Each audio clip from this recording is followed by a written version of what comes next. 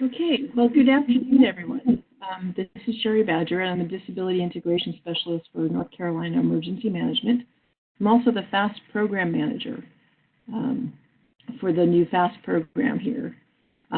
Welcome to our very first quarterly sustainment training.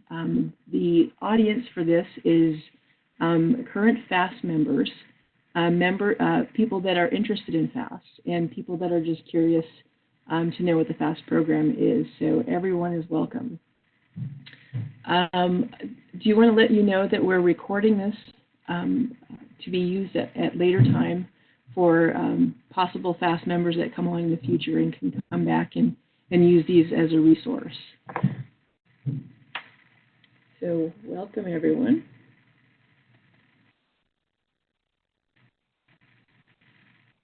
So today's agenda, I wanted to make sure that we reviewed the notification process to the FAST members, the deployment of the FAST members, assembling the FAST Go Kit, a review of forms, and a scenario-based discussion to end the training. The purpose of putting this together today, or for this quarterly sustainment, was to make sure that we are all ready, those that are established FAST team members are ready to go as we're getting towards the peak of our hurricane season in the next couple of weeks. So hopefully we won't have to deploy this year, but if we do, then we will be ready to go. So the notification process.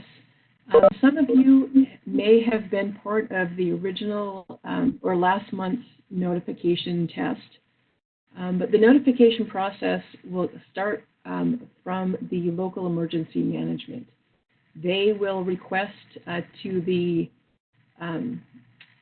regional emergency operations center, and if there is no FAST teams at the regional level available to come, and there's 3 regions across the state under emergency management.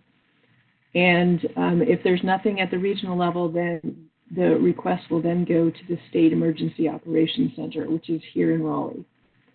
The FAST coordinator, who will be situated in the State Emergency Operations Center, in fact, they will be in the mass care breakout room, which works with sheltering, mass feeding, and other areas regarding human services. The FAST coordinator will be there, and they will begin the notification process to the FAST team members.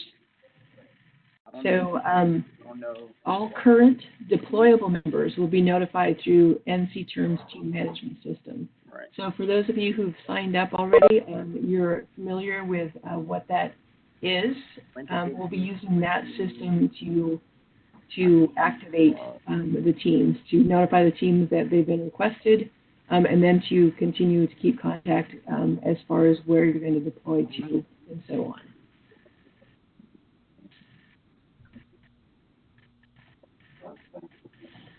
So the notification process, the NC Terms Team Management System, this is what it looks like from my end when I send out a notification to you all. So I wanted to make sure that you all could see what it looked like. This one is just a test. 3 FAST teams have been requested for shelters in New Hanover, Brunswick, and Onslow counties. Please let me know of your availability over the next week. So this will help us begin to put together our team rosters.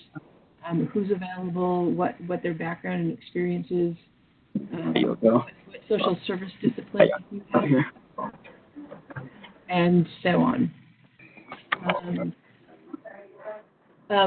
Excuse me, if people aren't speaking, could you mute, please? That would be great.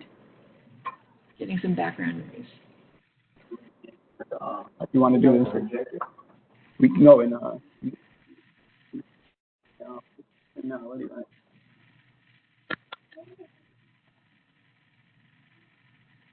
So the next step on the notification process, the notification that you will receive through the NC Terms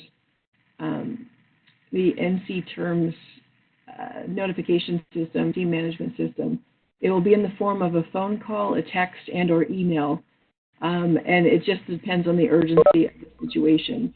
It costs money to send texts and phone calls. So we will generally be doing email if it's not an urgent situation. You will be getting your monthly test through email. And the first notification that you receive from us, from the FAST coordinator, will be or may put you on an on-call status. So if a hurricane we know is coming and it's 72 hours, 96 hours out, we may send out a notice to everyone saying, this is coming up, we're watching it, we may be requested, fastest may be requested, so we're putting you on standby and asking what your availability is. So the information that you will receive, the minimum that you will receive. Excuse me, Sherry, this is Joanne. I know you'd asked people to mute before, but there's really a lot of background noise going on. Okay. Let me try this. Is that better? Yeah, it sounds so far. Thank you. Okay. Yep. I have the power of the mute button here, so. Okay. Before you deploy, what you'll receive on your notification is the three basic pieces of information is the location you'll report to, when you'll report to the location, and who you'll report to. Because I know these, actually the first two are going to be integral to you being able to figure out if you're going to be available or not. If you're going to be deployed to the other side of the state, and if you need to deploy tomorrow, that might affect your decision on whether or not you're available to deploy on the FAST teams.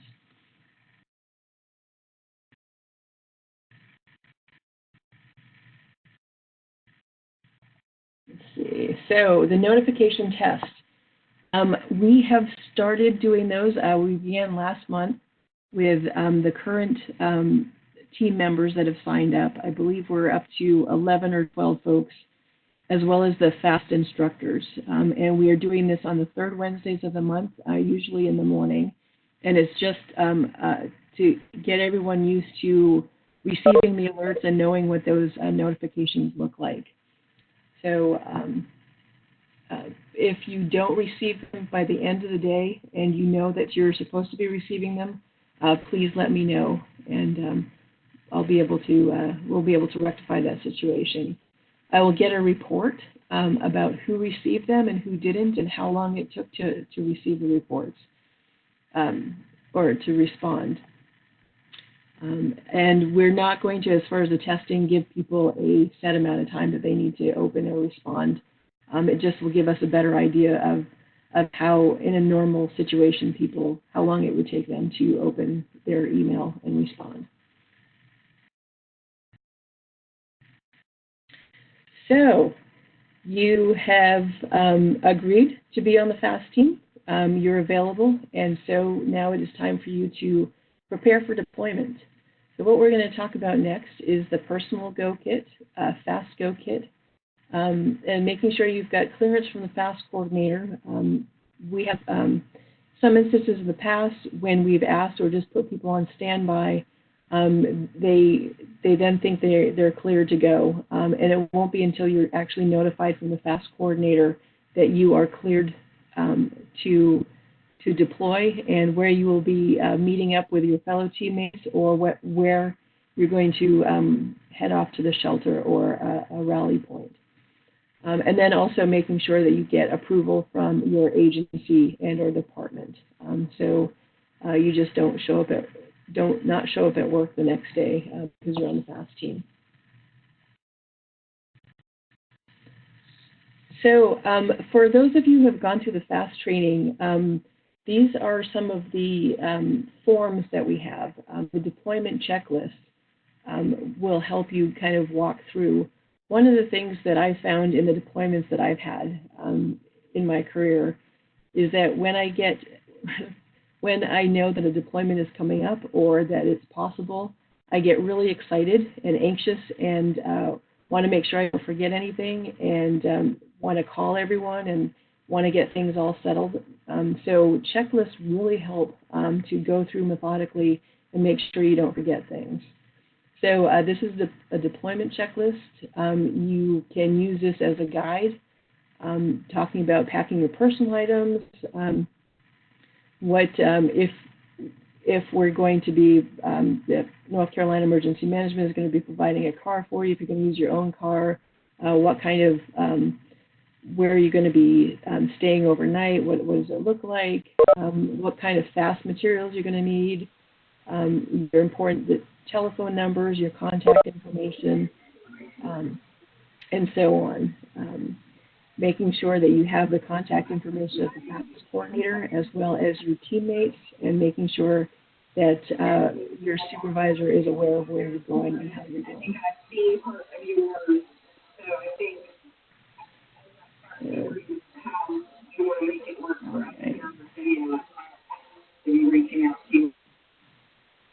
Okay.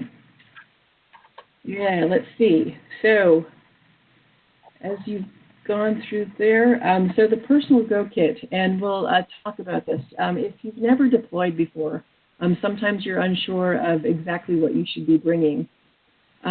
So one of the things that we like to go through is the personal go kit, your personal, like if you're going to be gone for 3 or 4 days, what are some things that you really need to have, and not knowing what the layout of the facility is going to be, where you're going to be staying, so making sure that you've got everything for all occasions.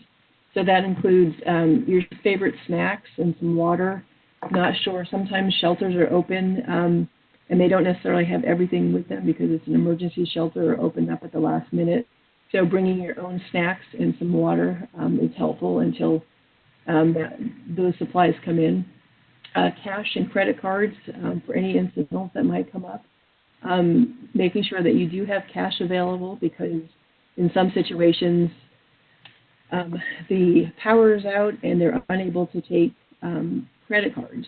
So in those situations, having cash on hand is very helpful to get some supplies. Cell phone, of course, and a charger.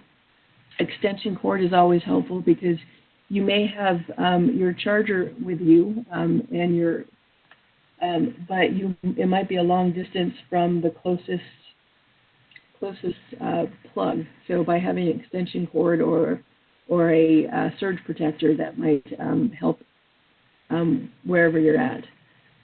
Make sure you have your contact phone numbers I mentioned earlier. Clothing. Make sure you've got changes of clothing, extra undergarments and so on. Seasonal gear. So if it's rainy season, making sure you've got umbrellas and rain gear. If it's the winter season, making sure you've got cold weather winter gear.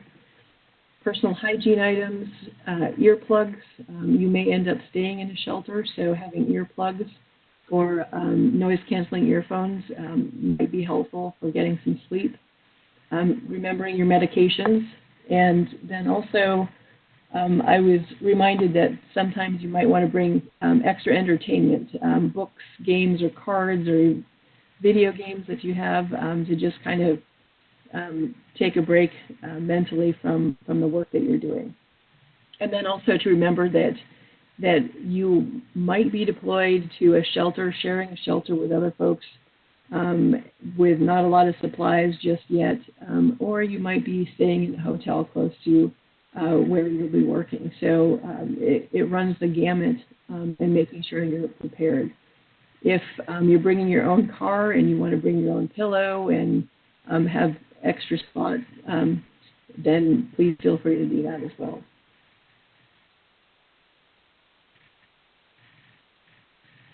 So suggested fast go kit items. So for those of you who have gone to the training, we have a sample kit, and as you look at the slide, that's the file box, almost exactly the type of file box that we use for our fast sample kit. The forms that we're going to go through in a little bit, having hard copies of those, because you're never quite sure if you'll have access to a computer, and then even if you have access to a computer, the availability for printer, paper, power, etc. So making sure you have hard copies of the forms. Your identification badge and your Fast Vest are going to be two very important items to remember. Some locations, if you don't show up with either one of them, may not let you into the shelters. So it's going to be integral to the success of the FAST program for you to be able to identify as a FAST member.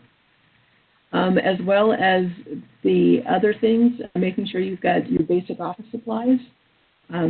Those are helpful as you're keeping notes and keeping records and filing and making sure you're passing on information to your replacements. It's just always easy to have extra supplies rather than chasing them down. Clipboard makes it easier as you're walking around, evaluating and assessing folks, to have a clipboard for writing purposes. Some other things that might be helpful as you're in the process of communicating with folks, magnifiers.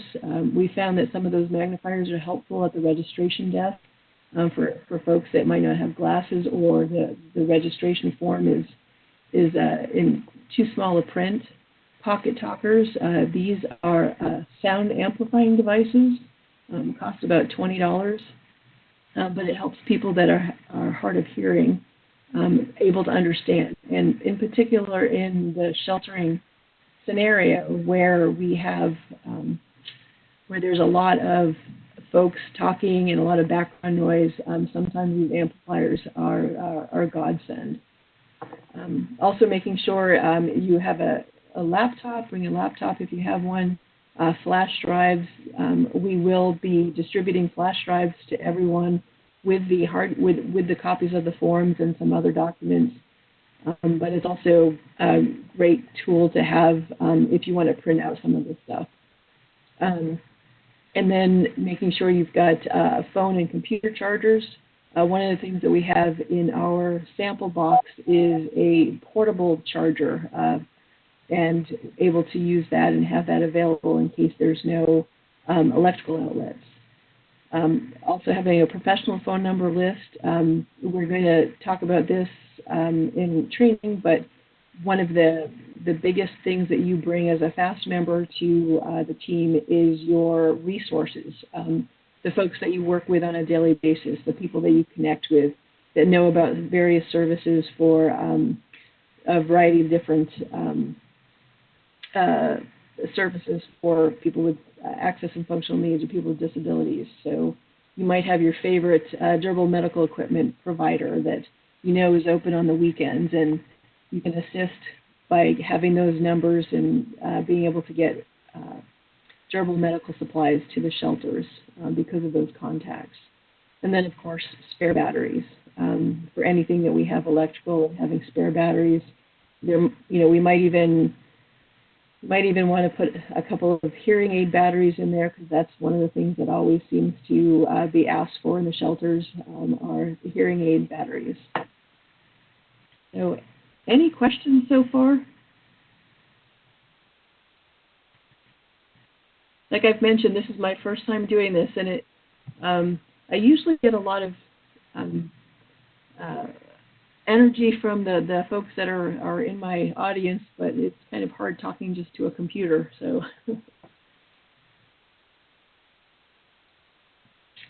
okay, for deployment. One of the things that the FAST program work group put together was a activation and deployment standard operating guideline. So this is a form, this 3-page guideline, and here's a picture of what that looks like, is in the form section if you've taken the training. If not, it is available and I can send that out. But one of the things that we're researching right now is trying to come up with a great way to share documents and trainings like this one where everyone can access it, whether it's putting it on a website that can be accessible by FAST team members and other members, or if we're going to be doing a SharePoint, or if we're going to be doing Google Docs or something like that. But all of this stuff is going to be put into a common area where we can share this information.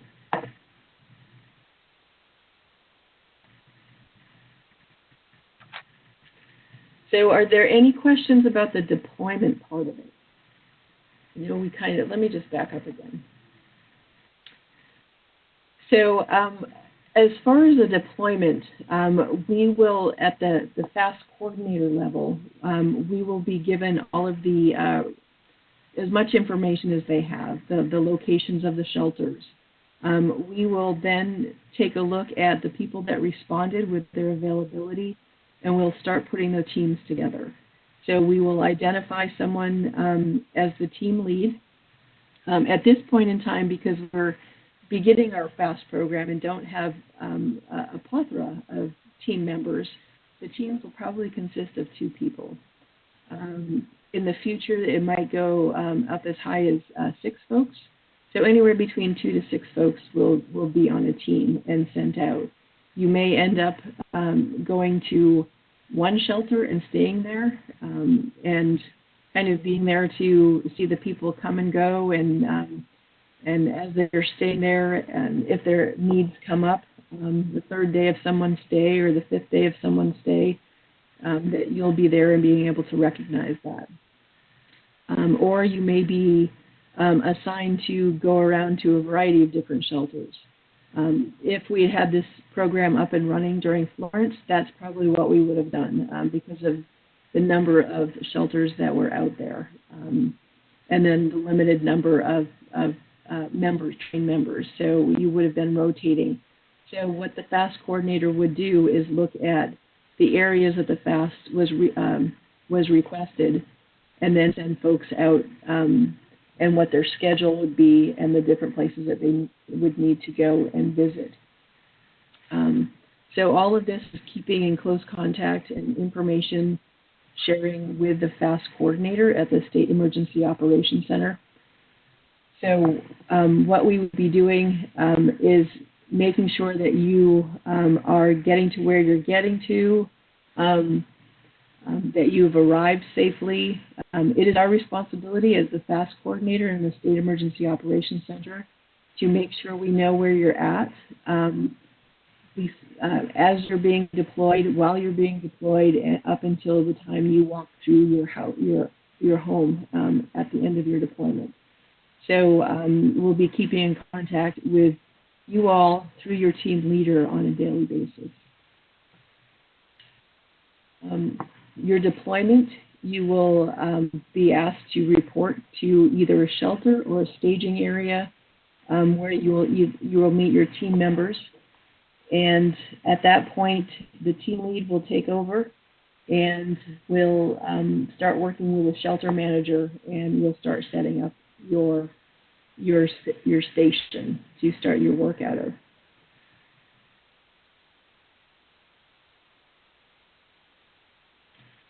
So next, we're going to review the FAST forms. Before I go any further, is there anyone that has any questions at all?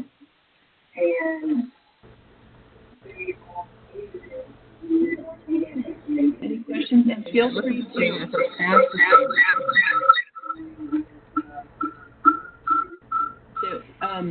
So not clear. Am I?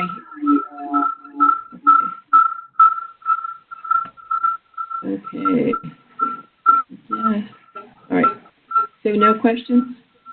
We do have the chat open, so if there's anyone that would like to ask a question through chat, feel free to do that. Please be patient as I'm trying to figure out all these knobbies and buttons. All right. So in the forms section during the training, I think we shared like 18 or 20 different forms, and really they're not truly forms. All of them are forms. They're just documents to assist. But what I want to share with you today, there's 3 actual forms that you will be using on a regular basis, and then the 4th one is a checklist that you probably will be using on a regular basis as well. So I wanted to review those. This video can also be used at a later time or as a just-in-time training as a review if you get called in, say maybe in 3 or 4 months ago, to be deployed as a FAST member as a review of what these different forms do and how to fill them out. So the 4 documents that we'll be reviewing are the quick notes, the FAST resource request form, the activity log, and the on-the-spot assessment strategies checklist. So let's start first with the quick notes. So the quick notes are the way that you keep track of the people that you come in contact with. Each page is for one person, so you want to make sure that you put the client name, how to contact, so you can even put the client's first name and their initial, how to contact. You can put the bed number if they number the beds, the area of the shelter that they're in. If they have a cell phone with them, you can put the cell phone number down. So it's a good way for you to remind yourself on how to contact them, or if you're passing the quick notes off to the people that are replacing you, that they'll be able to contact them. And one of the things I want to be very clear about is these notes are high-level notes and not meant to detail everything. We want to be very cautious about any HIPAA or personal identifying information that is put on these, because as soon as you start putting medical information, diagnosis information, getting really into detail about anything medical, then we're kind of we're then pushed into another arena of how we keep these notes locked up and secure, and reporting mechanisms and all of that stuff. So these are more to identify the needs of the person in front of you that you're talking to, what the plan is to get the resources to address the needs, and then what the outcome is.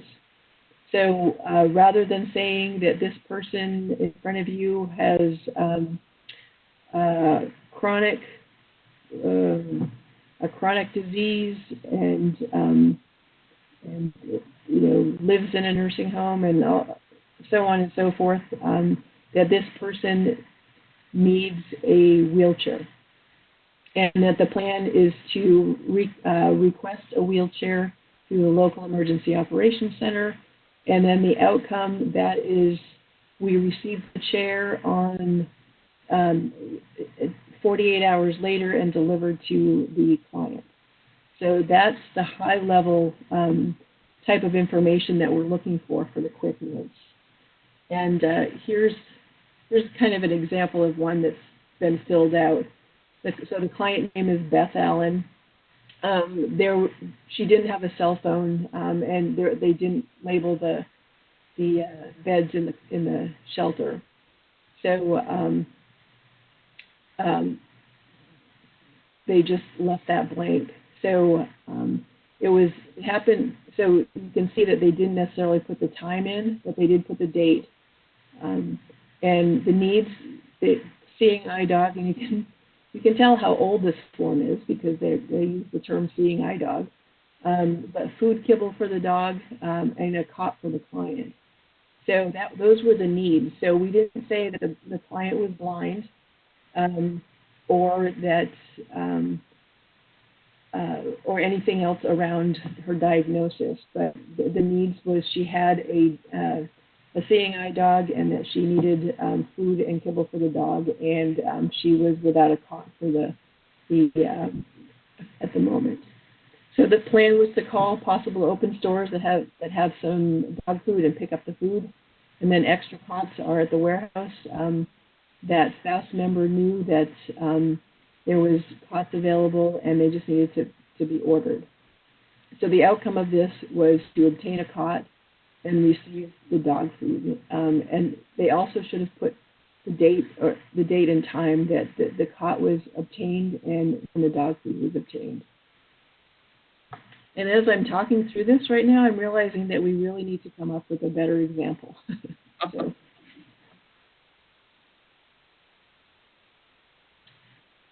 So before we talk about the FAST resource request form, anyone have any questions about the FAST nodes?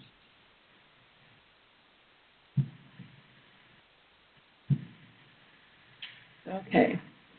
All right, so the FAST resource request form in the emergency management world is called the ICS 213, so the Incident Command System 213 form. So when you learn emergency management and the incident command system, there's many positions that you'll learn and what the responsibilities and roles and responsibilities of the positions. And then there's a multitude of forms that go along with each of those positions. So one of the things that we wanted to do with FAST is making sure that we as FAST members are successfully communicating in the way that emergency managers understand. So we'll get the resources that we need and the services that we need. So we as a social service and human services staff or in those disciplines, we're going to learn how to speak a little bit of emergency management and speak in their language. So I want to go through, and we just kind of passed over this quickly when we were in the FAST training, but I wanted to go a little bit more in detail. So why this is called a FAST resource request form and not just a resource request form was because we added some more clarifying requests for information in it. So, for instance, if you look down to section 7, where it says message or item info, the A, B, C, and D underneath that is not in the true ICS 213 section 7. We wanted to make sure that it was easy, and it prompted each of the FAST members to really understand what needed to go into the message portion of the resource request form. So as we go through box number 1, incident name, if you happen to know that it's Hurricane Florence, that's great. If it hasn't been named yet, don't worry about it. 2, the name and the position, this is going to be who the request is going to. And that would be, in all cases, it would be the shelter manager. So we, as a FAST team, are going to fill out this request form, give it to the FAST lead, and the FAST lead will take it to the shelter manager. So we are requesting, say we need a bariatric cot. So to shelter manager, as well as putting their phone number in, if you have that as a contact name and number. That's very helpful. The requester's information. So this would be your information as a FAST team member. So you put your name in, name, so Sherry Badger, position, FAST member. The shelter name, and you can either, if it's a school, you can put the name of the school, and then the contact information, so your contact information.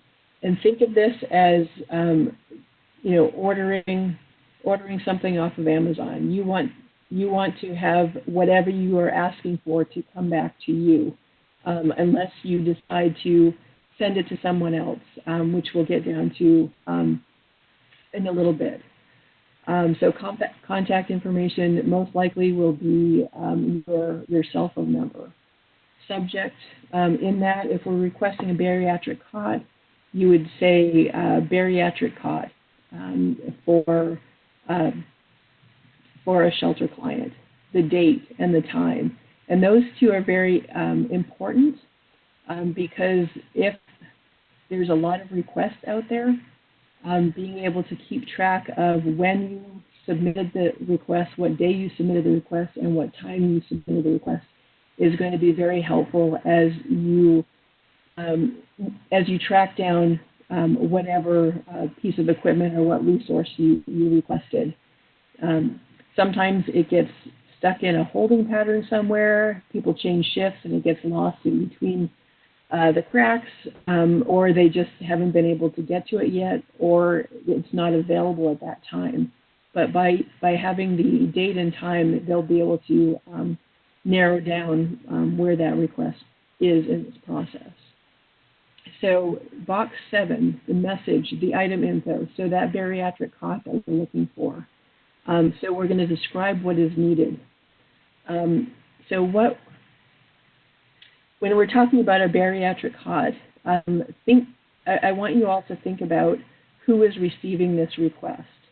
And most likely it is going to be an emergency management coordinator or a CERT partner who may, in the logistics section, who may or may not have any idea what durable medical equipment is, or what it looks like, or how to procure it. So if you can be as descriptive as you can, so by saying a bariatric cot that can hold up to 600 pounds, rather than just saying a bariatric cot, by having a description. Because one of the other things, too, that they talk about in emergency management when requesting resources is you're requesting what you want that item to do. So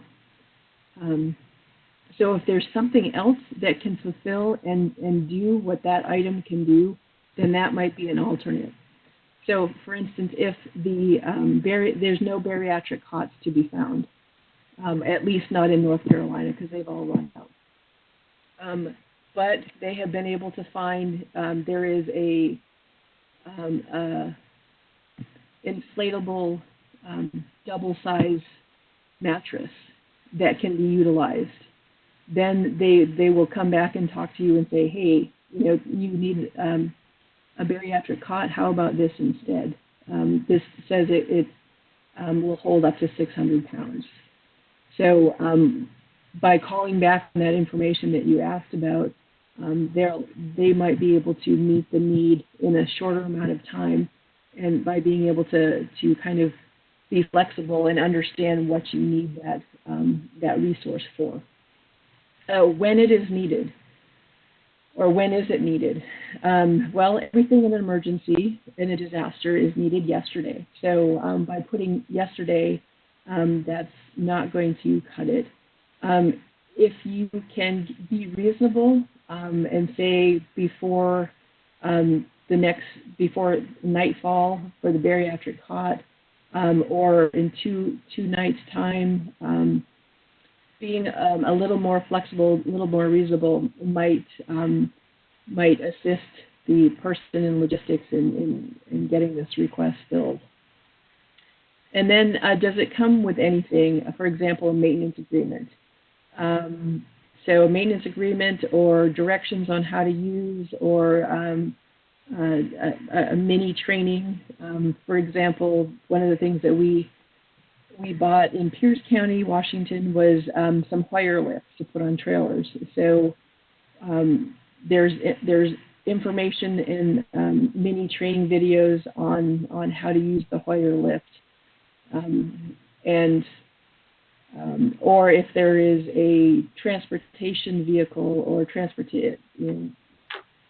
that it's more than just that one piece of equipment. And then the intended user's name. So this would be the name of the client. And this is, it's to match up the request to the person who needs it, because you may or may not be there by the time that piece of equipment comes or that resource comes. They may not be able to get that resource for a week, and you've been deployed for 3 days. So they may be able to contact that user and get that information or get that resource to the user, even if you're not there to facilitate that. So halfway through the form, here's the second part of it. So delivery information. So this is, you want to put your name because you want to deliver it to you, and or the shelter manager, because also remember that you and or the shelter manager may not be there when equipment or resources come in. So making sure that there's a point person that can receive this. The address, so be the address of the shelter that you're at, the street intersection.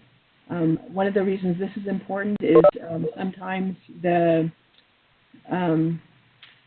people that don't know where they're at and the GPS is down by having a street intersection, or the road signs have been blown over or so on, that helps with the delivery. And then delivery date and time, that would be your preferred date and time of delivery, and or when the person who is delivering it, when they're going to deliver it. And then it's approved by the FAST 9, so number 9, approved by the FAST team lead. So you would give this, as a FAST member, give this to your FAST team lead, and they would put their name and signature and then their position and title. They would then give this well, first of all, they would take a picture of this, scan this, so they've got a copy of it. And then they would give this to the team lead. The team lead would then give to the shelter manager. The box 10, it says reply. So this is what the reply would be. So logistics would look at this form and say, okay, we have located the bariatric cot. We have secured it. We have purchased it. It will be delivered tomorrow by 3 o'clock. And so the person in logistics will sign number 11, replied by their name and then their signature. And then that is a complete FAST resource request form. Making sure that you keep a copy, and you may want to, if they do give you a copy of this at the end with a reply on it, to make sure you have a copy of that as well. So scan that or take a picture of that. So we're matching up the request with the response and the fulfillment of that request. This form would also be where you would make sure that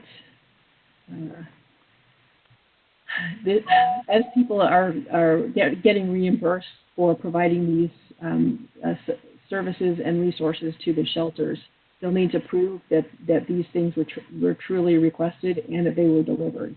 So that is something that you'll have these as documentation for that.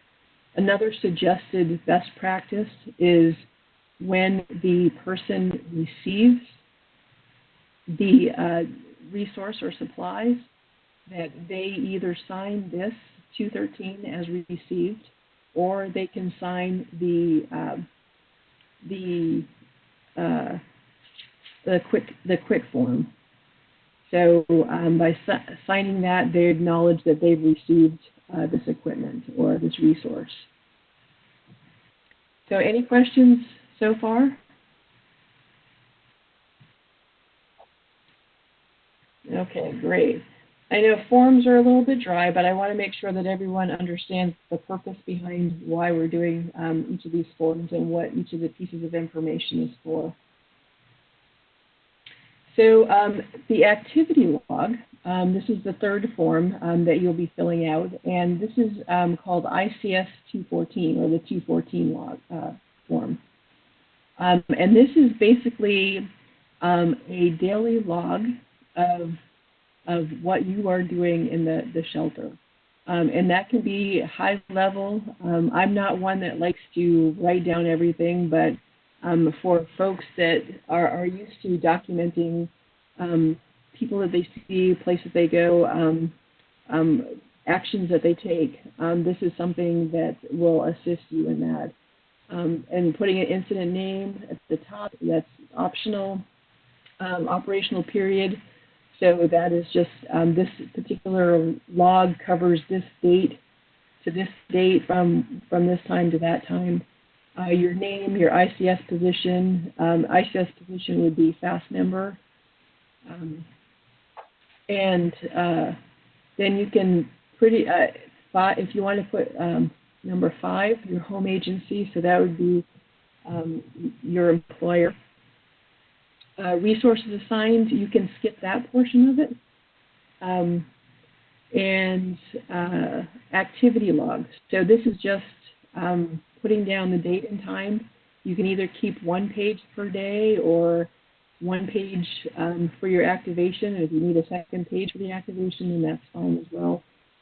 This also will help you at a later date and time to recall incidences that happened as we were doing our hot wash or after action review, where you make suggestions and changes. So it'll just give you it'll be a reminder for you for that. Also, if there's any incidents that happen, that you make sure that these are noted as well. So we have a record of what happened, what was done about that, and so on. And then at the bottom in Section 8, prepared by you, signed by you, what your position, what the date and time was when you finished this report. So here's an example of one that is filled out. This was filled out in reference to an activity log of a FAST training. So, so you can see the incident name of the FAST training, when they held the FAST training, who this activity log is for. The resources assigned, she chose to add the other instructors to this list. And you're more than welcome to do that if you feel comfortable or you want to put the other team members, FAST team members' names, then that's fine as well. And then the activity log, arriving at class, beginning to teach Unit 1, taking a break. You can be this detailed, or you can say, had a break for lunch, evaluated 5 people, please see FAST quick notes, etc. Later on in the day, we had a delivery of the bariatric cot, made sure we delivered it to the person requesting it. She wasn't in her spot, so we left it with her brother. Those sort of things. So if we need to go back, if there's anything that comes up at a later point, then we have records to keep track of this. One of the things that we'll be asking you to do as well is making sure that you keep all of these forms that you have, and then taking pictures of them or scanning them and then sending those to the FAST coordinator so they can keep track of all of these. Once you've done that, you don't need to keep the paper copy anymore, but all that information will be given to the FAST leader, and the FAST leader will either give it to the shelter manager or the emergency operations center. And then the last document that we're going to talk about is the on-the-spot assessment strategies checklist. So this is just a checklist to get your head in the evaluation assessment game. So these are just a list of things to think about as you're walking around the shelter and observing and striking up conversations with folks. Maybe those that are sitting alone in the corner or looking like they're not understanding what's going on. But these are different clues as to what might be going on with some of the individuals. So this is a good thing to kind of pull out and look at. So that's all in your forms section of your training curriculum. So,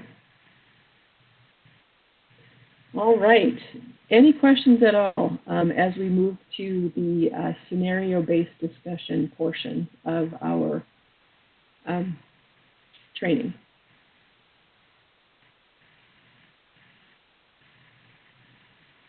Huh. I can hear crickets. It was very informative, Sherry. Thank you so much. Oh, you're welcome. Okay, so this next section I am going to be counting on people participating in this because it is a scenario-based discussion and we'll need feedback. So I'm going to go through and unmute some of the folks. Okay. Okay. All right, everyone. So we're moving to the scenario-based discussion. So here's a picture of a town in North Carolina that has flooded. So the scenario is, it is March 4th and heavy rains have been falling for 5 days. The Cape Fear River is over flood stage and Humboldt River in Columbus, New Hanover, and Brunswick counties are being evacuated. All 3 counties opened shelters 2 days ago and would like FAST to come to the shelters as soon as they can to support their clients with access and functional needs. So, for the FAST request, we are receiving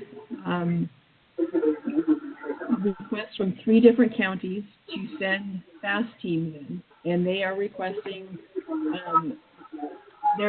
FAST teams. So what I would do as a FAST coordinator is have at least 1 team for each of the counties. So we're looking for 3 FAST teams. If we end up getting more members that are available, we may end up either adding more teams to go out or adding more members to each of the 3 teams.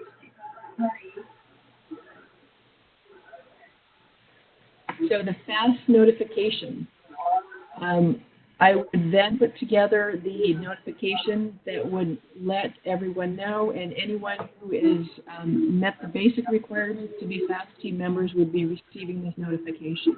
Can anyone tell me how you would be receiving this notification?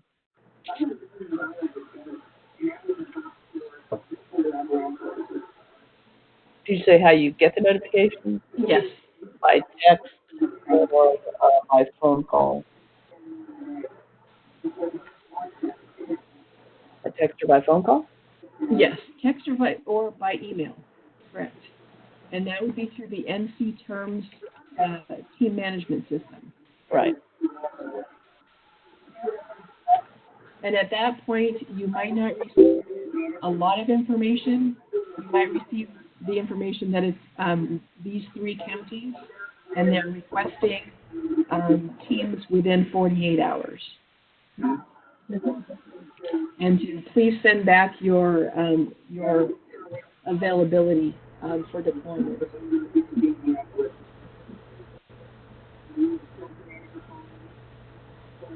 So the deployment of a team member. Can someone tell me what you would do once you have decided that you are able to deploy?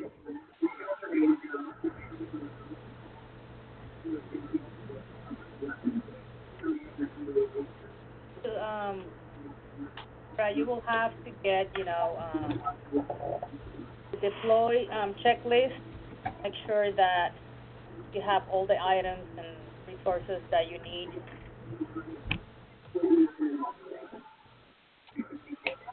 I would add to that, grabbing your personal go kit and your FAST kit.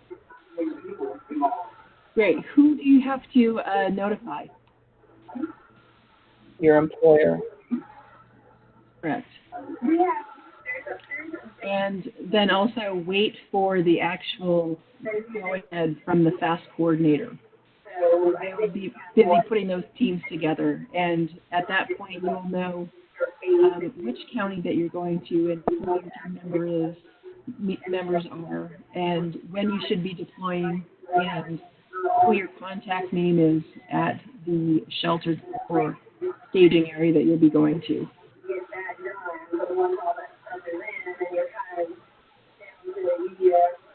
So, arrival at the shelter. So, what is the first thing that you're going to do when you get to the shelter?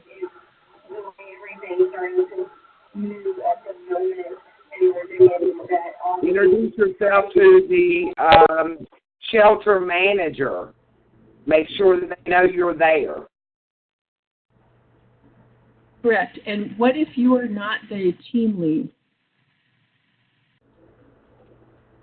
Make sure you find your team leader.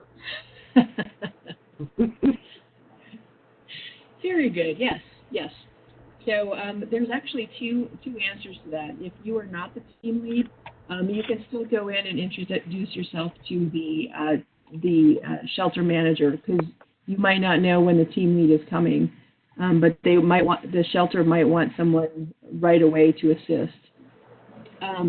And then the second one is if you feel uncomfortable, then waiting for the team lead to get there. And you should have the team lead's contact, so you can go ahead and call the team lead and see how long or how far out that they are. One of the principles that we talk about is if you're the first one on scene, even if you're not the team lead, you are the team lead until that team lead gets there. So that's one of the ICS principles, that if you're the first person on the scene, you're the incident commander until someone with higher rank or more experience gets there, until they get there and can replace you.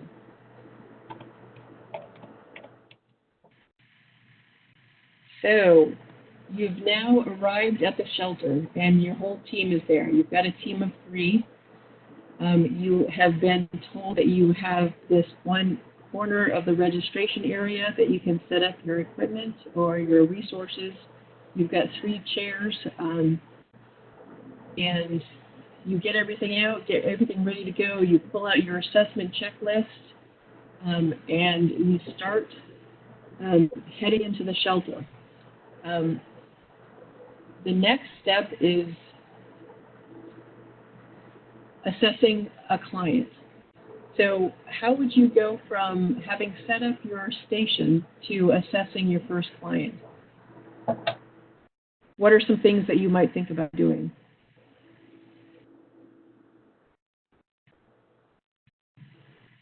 Well, first of all, you have to show the identification of who you are, and probably use the fast pre-notes form so you can start getting information from the person and what are the needs that the individual needs, and making sure that each person have, when you take notes, to have 1 page per person. Great, great. One thing that you might want to do when you first get there is talk to, or have the your fast lead talk to the shelter manager and see if they have any documentation on people that have self-identified as people with access and functional needs or people with disabilities. That is part of the shelter registration process. And in some shelters, they're able to share that information with you. In some, they may be able to share that information with you verbally, and help to identify some folks that you might want to focus on first. The other thing that you might want to do is just take a walk around, acclimate yourself to the shelter, and just start looking and observing. Because one of the things about shelters is it's not a normal situation. Shelters are not normal. So how people are acting is probably not going to be a normal situation. So being able to know what the shelter normal is versus regular normal, and then being able to then go in and just start having conversations with people as well. So how might one person start a conversation with a client that looks like they might have some needs?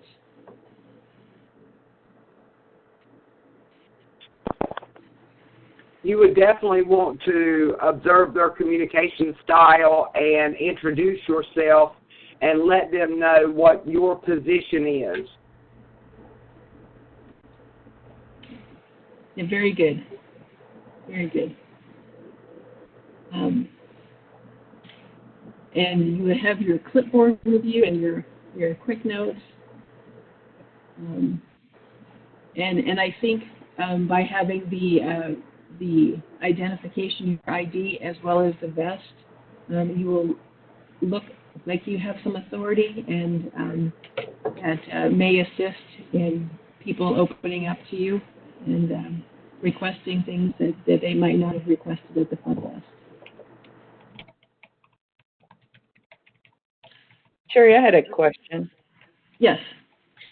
I've never done this before. So if you're with like an elderly person, often there's an advocate for that elderly person. It might be a daughter, it might be a son, or whatever. Do you go ahead and take down information even if the person is not physically in front of you? If they say, yeah, she's over there in the wheelchair, do you, like, if they're disabled, do they have to like be physically in front of you? Do you have part of your team maybe go around the shelter to people who don't look like they can actually walk or get up close? That's a good question. You may want to, as you mentioned, they might have a caretaker with them that have seen you and have requested assistance. You might want to then walk with them over to the person that they're requesting assistance for, and go ahead and assess a little bit more beyond that. I think making sure that you have your eyes on the person that is requesting, or someone is requesting services for, is going to be helpful, because you might identify some things that they're not requesting just yet. But yes, that's a good question. Would you say there's ever a problem with who queues up or who lines up? You know, if you're emergency medicine, you sort of look at the person who is in most dire need. But, you know, as someone walking in, do you just say, well, I'll take the first person in line, or do you make an assessment about, no, this person over here looks like they need more help right now? Well, one of the things that we're focused on is more of the disability and the access and functional needs concerns versus the medical needs. Right. I get that. I was just saying. Yeah, so if there is anything that is more, or someone is at higher risk, that they might want to go to the health services, whether it's the Red Cross nurse or whether it's the public health nurse. So I think what you're asking is whether you triage people with access and functional needs. Right. Yes. So we actually haven't really come across that yet, mostly because we've been there and observing and looking and identifying people that might not self-disclose right away. Okay. So it's rather than people lining up, I've not noticed that versus really trying to dig in and identify needs that are unmet that might not be identified right away. Thank you. Mm-hmm. Okay, we're coming to the close of this. Is there any questions about the process? Do people feel comfortable of being what the process would be for requesting, being requested, being notified, deploying, what you might do when you get to the shelter? And then, of course, the forms, the exciting forms. There's always paperwork.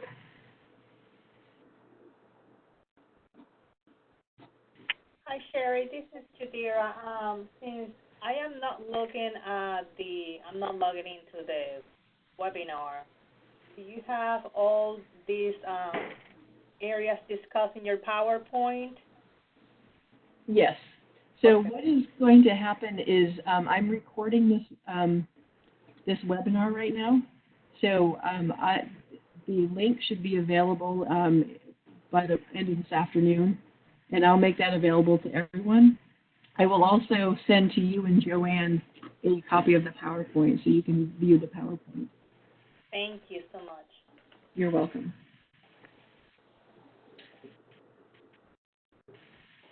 Okay. Questions? Anyone on chat? Okay. Hey, I did have a question. I messaged. Yes, Nina. I received that chat. How much time do you have to respond to the request? That is a very good question. Some of the requests are going to be easy to fill. You might even have some of those resources right on site. It might be at a church, or the shelter might be in a church, or it might be at a school, and they've got a supply closet on site that has some wheelchairs in it, or walkers, or something like that. Or there might be a trailer that's out back that has been brought in that you can access the supplies right away. There's some other things that might be more difficult to acquire right away, or they've been requested by so many people that they don't have any left, and they might have to go to another city or another state to get some of the supplies.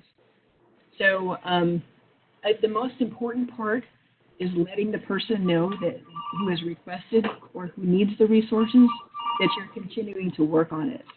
So if it's been 48 hours and the supplies or resources haven't come in, that you connect with the person who requested, or that you connect with the shelter manager, ask if they can follow up with where it is, how long it might be. And it's making sure that the person who needs the supplies or resources knows that you're continuing to work on it and you haven't forgotten about them. Because the other part about all of this is it's during a disaster, and we can't promise anything. We can't even promise that we'll get them what they need by the time they leave the shelter. All we can promise is that we're going to work on it. But as far as the response to get the FAST team, how long do we have to respond to the request for a FAST member? Oh, that was the question. Yeah, I'm sorry, I just let you go. That's okay.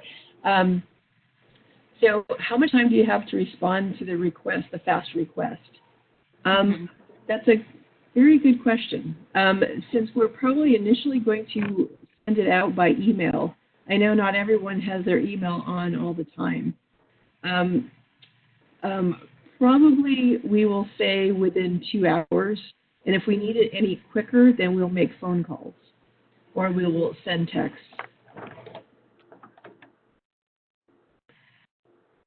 The other thing, if we realize, because I'm able to see if I send you an email and you haven't opened it yet, that I might just pick up the phone or text you individually.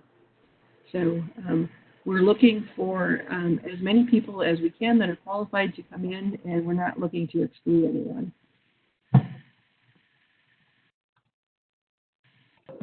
Okay, sounds good. Thank you. But that is a good question, and I think that we should probably put some numbers in when we're looking at the notifications, so people know that they should be responding within a certain time period. Okay. Well, any questions? If you think of anything that you want to ask me afterwards, or you want to call me, or you want to put my cell phone on your speed dial, please feel free to contact me at any time.